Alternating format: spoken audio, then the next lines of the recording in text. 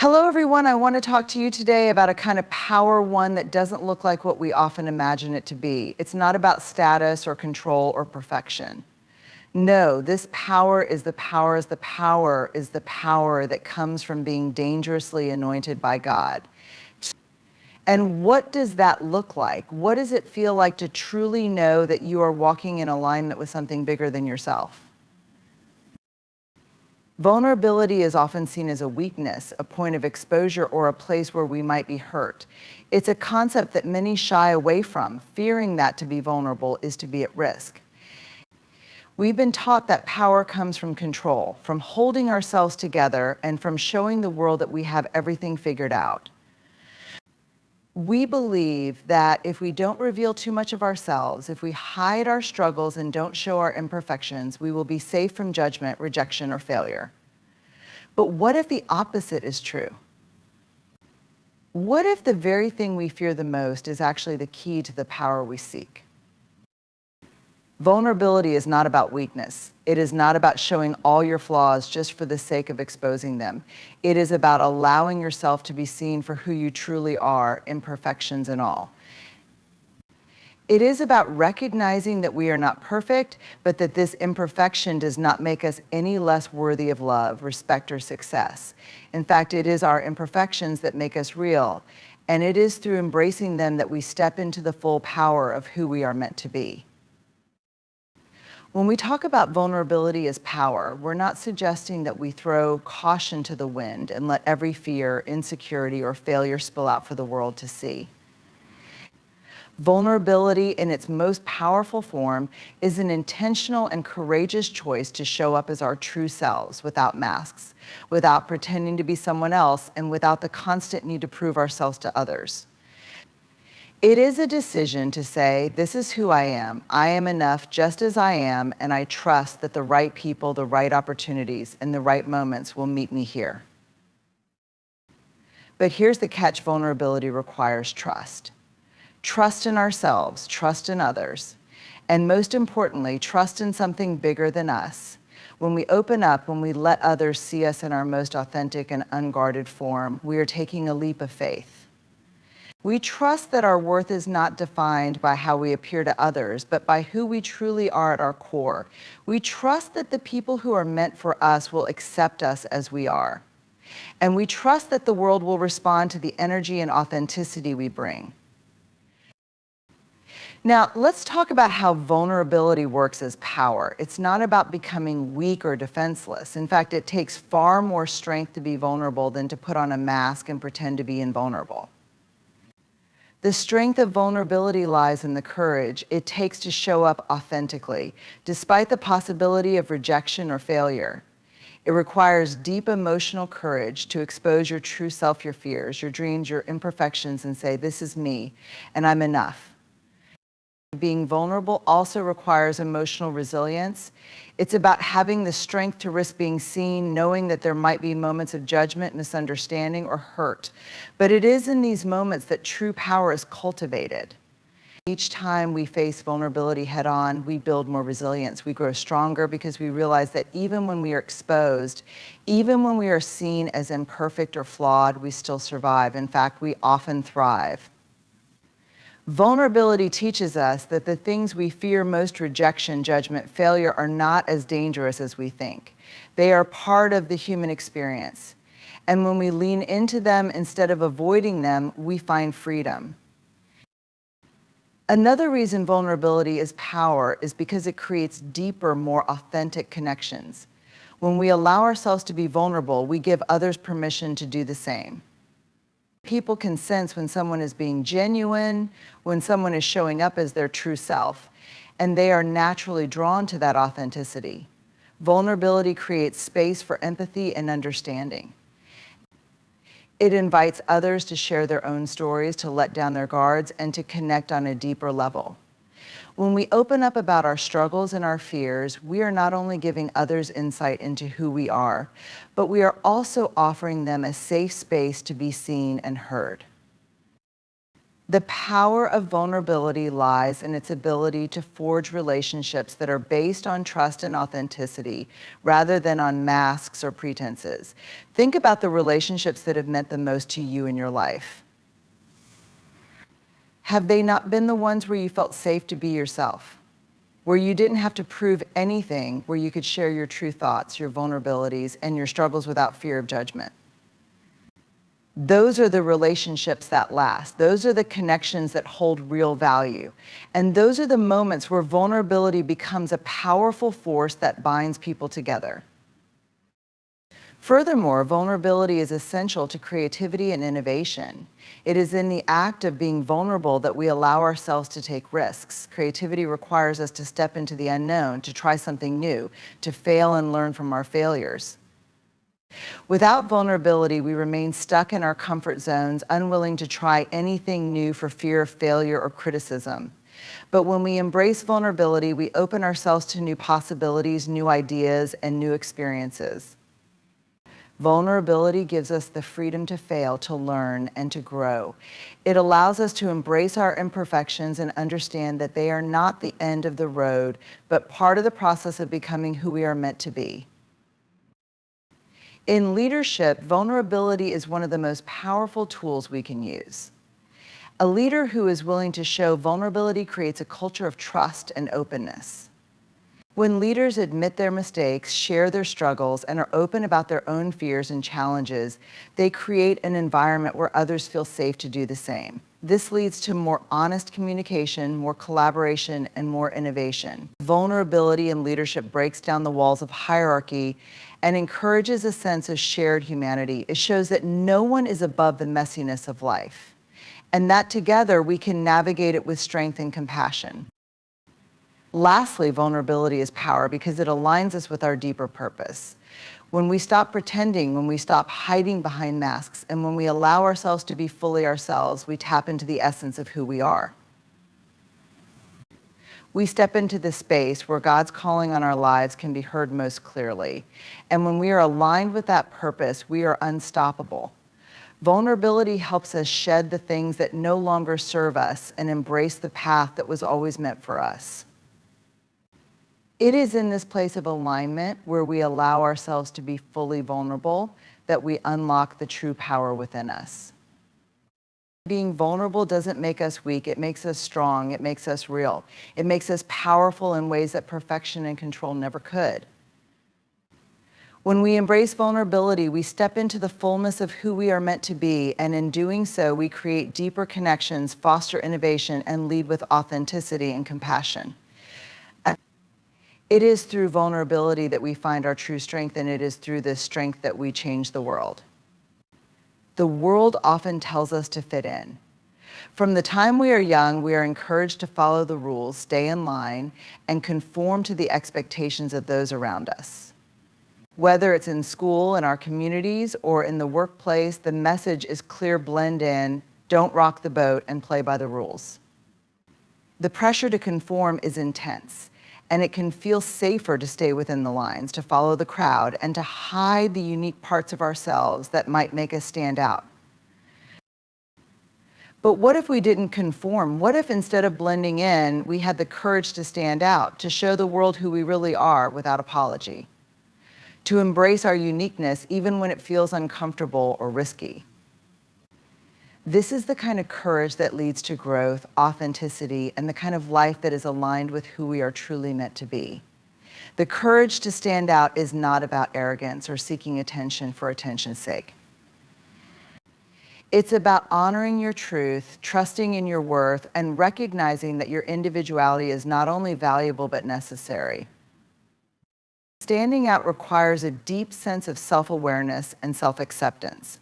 It starts with the recognition that you are unique, that you have something of value to contribute, and that you deserve to take up space in this world. Too often, we are made to feel that we must shrink ourselves in order to be accepted. We believe that if we shine too brightly, if we stand too tall, we will be rejected or ridiculed. But the reality is, when we choose to shrink ourselves in order to fit in, we rob the world of our full potential. We deny ourselves the opportunity to step into the fullness of who we are meant to be. When we talk about standing out, we are really talking about embracing authenticity. We all have something inside of us that is special, something that sets us apart from others. Whether it's a talent, a perspective, or a unique set of experiences, each of us brings something valuable to the table. But too often, we hide those things out of fear. We hold back because we're worried that people won't accept us, that we won't be understood, or that we will be rejected. The courage to stand out begins when we decide to stop hiding. It begins when we realize that the world doesn't need more copies of what already exists. The world needs more of you. The world needs your voice, your perspective, your creativity, your talent. The world needs you to stand out, not because you are better than anyone else, but because your individuality is a gift that no one else can give. When you withhold your true self, you rob both yourself and the world of the chance to experience the full beauty of who you are. Standing out also requires a willingness to face judgment. The truth is, whenever we put ourselves out there, whenever we show the world who we are and what we stand for, there will always be people who don't understand, who criticize, or who try to bring us down. This is part of the process, and it is one of the greatest tests of courage. It's easy to stand out when everyone is cheering you on, when you're celebrated for your uniqueness, but it's much harder when you're faced with criticism or opposition. To stand out, you must be willing to endure discomfort and even rejection. You must be able to withstand the opinions of others, especially when those opinions are not in your favor. And this is where true courage lies, not in the absence of fear, but in the willingness to act despite the fear. Courage isn't the absence of doubt, it's the decision to move forward in the face of it. It's the strength to keep going even when others try to pull you back into the mold they've created for you. Courage to stand out is the ability to stay grounded in your truth and continue to walk in that truth, regardless of the external noise. Another aspect of the courage to stand out is the willingness to embrace failure. Too often we fear failure because we believe it will confirm our worst fears that we're not good enough, that we're not capable, or that we'll be judged for not succeeding. But the reality is, failure is an essential part of growth. It is through failure that we learn, that we refine our skills, and that we get closer to our true calling. The fear of failure often holds us back from stepping out, but the courage to stand out is rooted in the understanding that failure is not the end, it's a stepping stone toward greater success. When you have the courage to stand out, you stop seeing failure as something to be avoided at all costs. Instead, you begin to see it as an opportunity for growth and learning. The most successful people are not the ones who have never failed, they are the ones who have failed, learned from those failures, and continue to move forward. Standing out means that you are willing to take risks, to fail, and to get back up again, knowing that each step forward, whether successful or not, brings you closer to becoming the person you were meant to be. The courage to stand out also involves pushing through self-doubt. Self-doubt is something that everyone experiences at some point, no matter how confident or accomplished they may appear on the outside. When we are called to stand out, to step into a new role, or to take a risk, it's natural to question ourselves. We wonder if we're good enough, if we're capable, if we deserve to be in the space we're stepping into. But self-doubt is not an indicator of our inability, it's simply a part of the process of growth. When we experience self-doubt, we have a choice. We can let it paralyze us, or we can acknowledge it and move forward anyway. The courage to stand out comes from the ability to push through those moments of uncertainty and to trust in ourselves. It's about knowing that the discomfort we feel in those moments is not a sign that we're not enough, but a sign that we are stretching beyond our limits, becoming the person we were always meant to be. Finally, standing out requires a deep sense of purpose. It's not about standing out for the sake of being noticed or seeking validation. It's about knowing that you have a reason for being here, that you have something important to contribute, and that your unique perspective matters. When you understand your purpose, when you are clear on what you're meant to do, the courage to stand out becomes easier. You no longer feel the need to hide or shrink back. Instead, you step forward with confidence, knowing that you are fulfilling your purpose and that your presence in the world is valuable. Standing out is not easy. It takes courage, resilience, and a willingness to face fear and discomfort. But it is through standing out that we step into the fullness of who we are meant to be. When we stand out, we honor our true selves and invite others to do the same. And in doing so, we create a world where authenticity, creativity, and individuality are celebrated.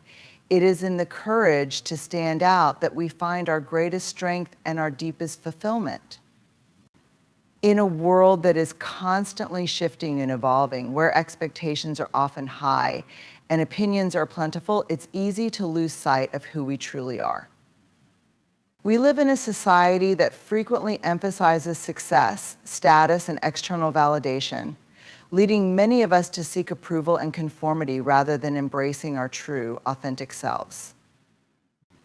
It's easy to get caught up in what others expect of us or in what we think will bring us fulfillment, and in doing so, we lose touch with the deeper calling placed upon our lives. But there is a profound truth: our greatest fulfillment comes when we live in alignment with our authentic selves, honoring the unique purpose that God has designed for us.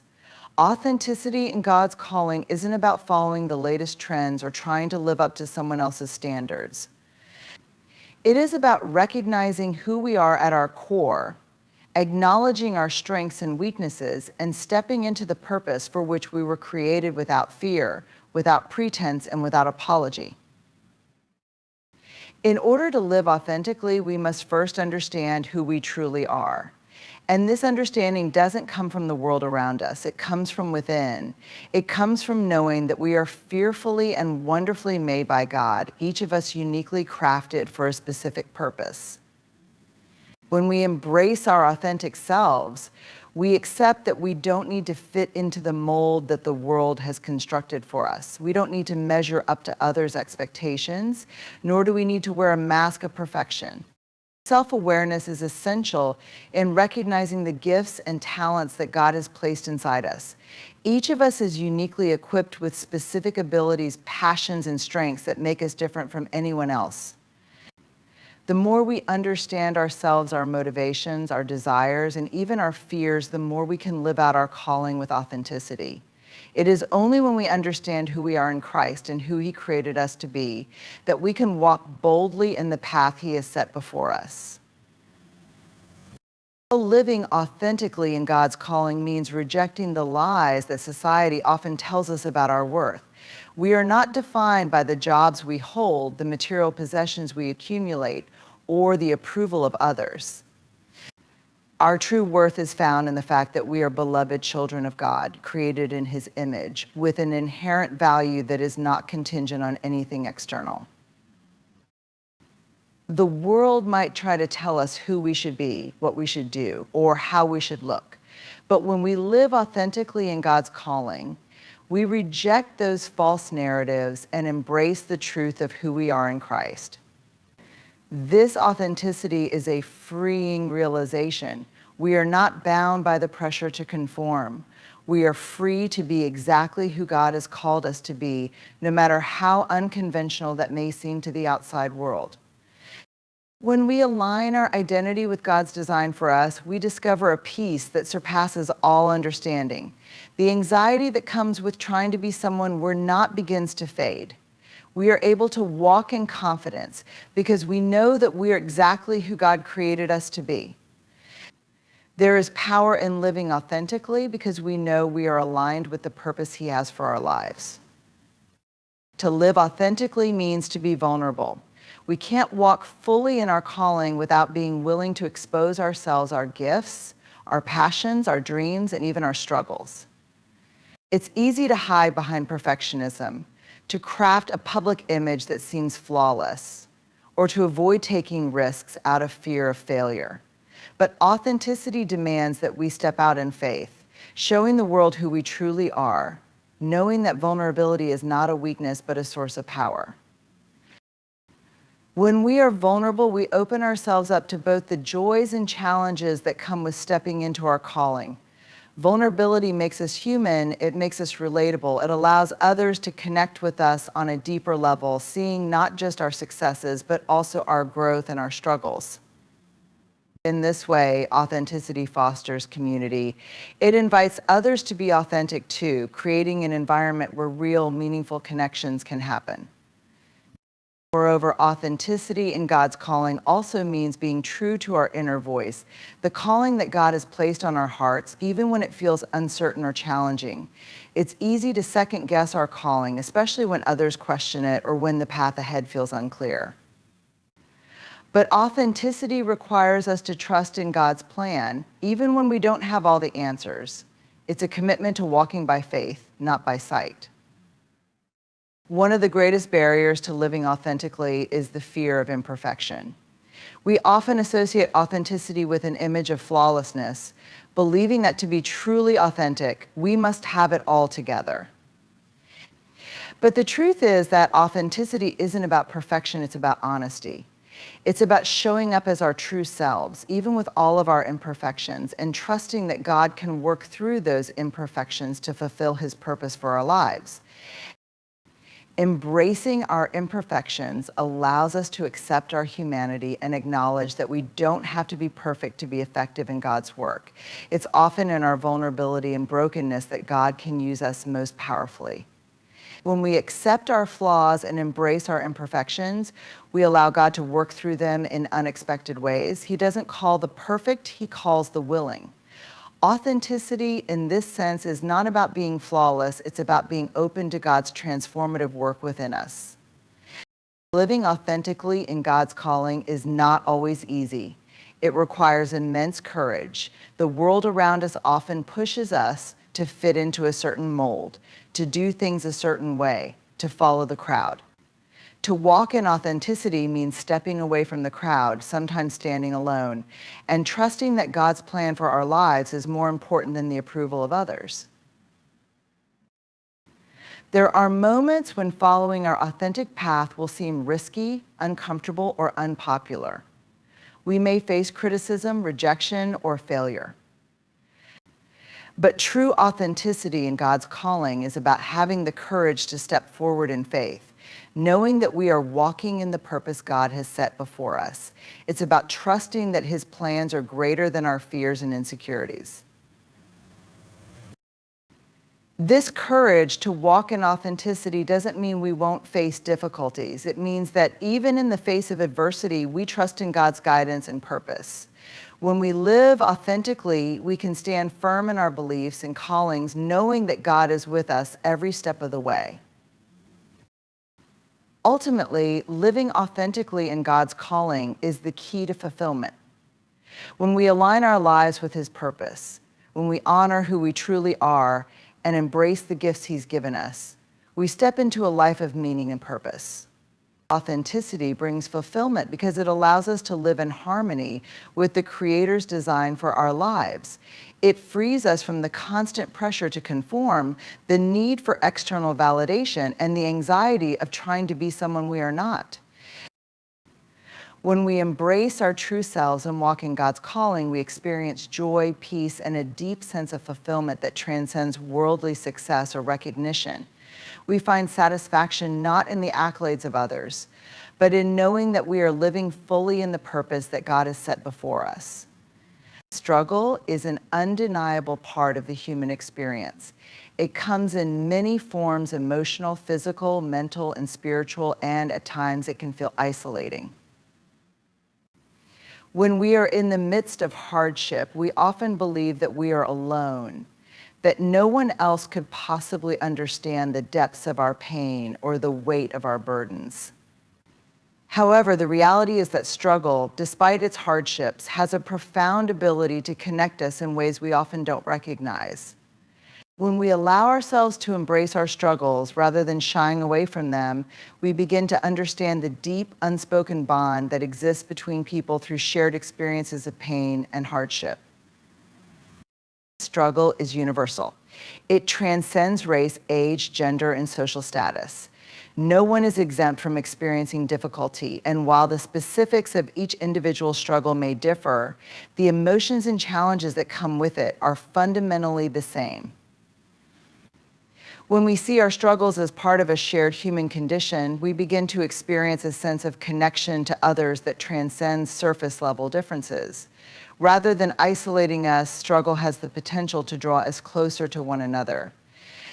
One of the most powerful ways in which struggle connects us is through shared vulnerability. When we are in the midst of hardship, we often have a choice. We can either keep our pain hidden, attempting to navigate it alone, or we can open ourselves up to others. It is through this openness, through the willingness to share our pain and vulnerability, that we create space for connection. In a world where there is so much emphasis on strength, success, and perfection, vulnerability can feel like a risk. We are taught from an early age to hide our weaknesses, to present a polished, put-together version of ourselves to the world. But when we are vulnerable, especially in times of struggle, we allow others to see us for who we truly are: imperfect, flawed, and human. In doing so, we invite others into our experience, and this invitation fosters empathy and connection. When we share our struggles, we give others the opportunity to respond with compassion and understanding. By opening ourselves up to others, we break down the walls of isolation that our struggles can often create. We show others that they are not alone in their pain, and in turn, they often feel encouraged to share their own struggles. This mutual sharing creates a web of support and connection that strengthens everyone involved.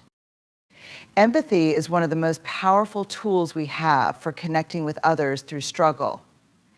Empathy is the ability to understand and share the feelings of another person. When we empathize with someone else's pain, we let them know that they are not alone, that their emotions are valid, and that their struggles are understood. This kind of connection is not only healing for the person who is struggling, but for the person offering empathy as well. Empathy fosters a deep sense of connection because it moves beyond sympathy. Sympathy may acknowledge another's pain, but empathy connects us on a deeper level. Empathy says, I see you, I feel your pain, I am here with you. This kind of connection is born out of shared humanity. In our most vulnerable moments, we don't need people to fix us or tell us what we should do. What we need is someone who is willing to sit with us in our pain, someone who is not afraid of the darkness and difficulty we're facing, but who is willing to walk alongside us in it. When we open ourselves to others and allow empathy to flow, we become vessels of healing for one another. Empathy creates an environment in which struggles are no longer seen as burdens to bear alone, but as shared experiences that can be navigated together. Another powerful way in which struggle connects us is by revealing the strength that is born from shared hardship. In times of difficulty, we often discover qualities within ourselves and others that we didn't know existed. When we face hardship together, we become stronger. We learn the value of perseverance, patience, and resilience. We discover that we are capable of handling far more than we ever thought possible. Shared struggles also allow us to witness the strength of others. When we see someone we care about navigating a difficult time with grace, courage, and perseverance, it strengthens our faith in humanity and deepens our connection to that person. We are reminded that we are not alone in our struggles, and that together we can endure and overcome even the toughest of circumstances. In communities, shared struggles often lead to collective strength.